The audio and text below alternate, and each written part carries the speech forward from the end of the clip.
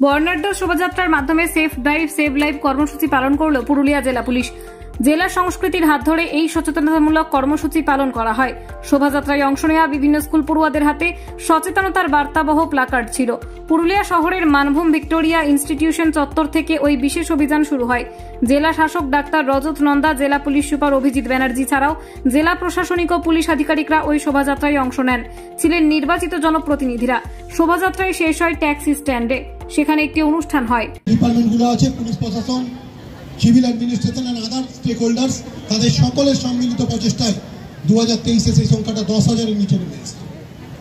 সংখ্যার কচকচানিতে আপনারা যদি দেখেন এটা 4,000, 5,000 বা 6,000, কিন্তু যদি আপনি একটা ভিকটিম ফ্যামিলির রেসপেক্টে দেখেন, তার কাছে তার যে ফ্যামিলির যে মেম্বার, তার জীবনটা তার কাছে গোটা পৃথিবীর সমান।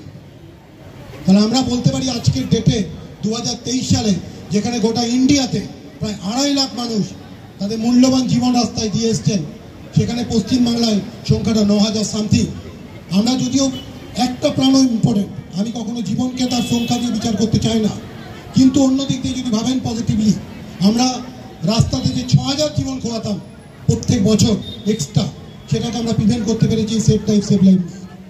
অথচ আপনি জানেন রাস্তার পরিমাণ বেড়েছে, ভেহিকেলের পরিমাণ বেড়েছে, জনসংখ্যা বেড়েছে, কিন্তু ওয়েস্ট বেঙ্গলের ক্ষেত্রে অ্যাক্সিডেন্টের হারটা 2016 থেকে আজকের ডেটে ডিক্লাইন করে এই জায়গায় আমরা নিয়ে আসতে পেরেছি। আমাদের লক্ষ্য থাকবে আমাদের যাতে রাস্তাতে একটা প্রাণ না ফেলে আসতে হবে। আপনারা জানেন এই জীবন গিয়েছিল, যেটা নিয়ে পুরো ভারতবর্ষ আলোড়িত হয়েছিল। আমাদের এখনো আমরা আবেগতাড়িত হয়ে পড়ি ওই যুদ্ধের কথা ভাবলে 25 বছর পরেও, কিন্তু আপনারা হয়তো এটা একবারও ভেবেও দেখেন না। ইন্ডিয়াতে প্রত্যেকদিন 462 জন মানুষ মারা যান শুধুমাত্র ট্রাফিক অ্যাক্সিডেন্টের জন্য। প্রত্যেক ঘন্টায় 19 জন মানুষ মারা যান ট্রাফিক অ্যাক্সিডেন্টের জন্য। আমরা এত বড় ক্যাজুয়ালিটি আর কোনো সেক্টরে আমার মনে হয় না। যা যা আপনি ক্যালামিটি দেখেছেন, কোভিড ক্যালামিটি যদি আপনি ভাবেন, ভারতবর্ষে যা জীবন গেছে তার চেয়ে 1 বছর ট্রাফিক অ্যাক্সিডেন্টে বেশি মানুষ মারা যায়। এই সংখ্যাটাকে আমরা নেগলেক্ট করে থাকি, এই সংখ্যাটাকে আমরা গুরুত্ব দিই না। আরেকটা জিনিস যদি আপনি দেখেন, শিহরিত হবেন, রোড ট্রাফিক অ্যাক্সিডেন্টে কারা মারা যায়।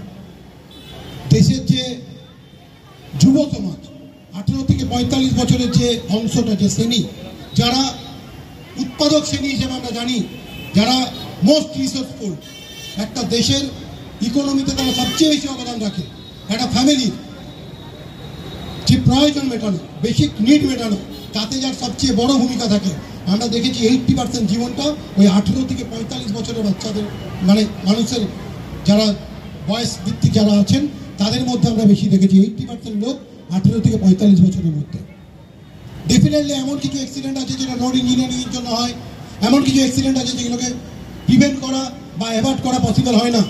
কিন্তু আমরা এটাও জানি, আমরা অ্যানালিসিস করে দেখেছি, ম্যাক্সিমাম অ্যাক্সিডেন্ট হয় আমাদের নেগলিজেন্সের জন্য, আমাদের একটু নেগলিজেন্ট অ্যাটিটিউডের জন্য, বা আমাদের রেকলেসনেসের জন্য।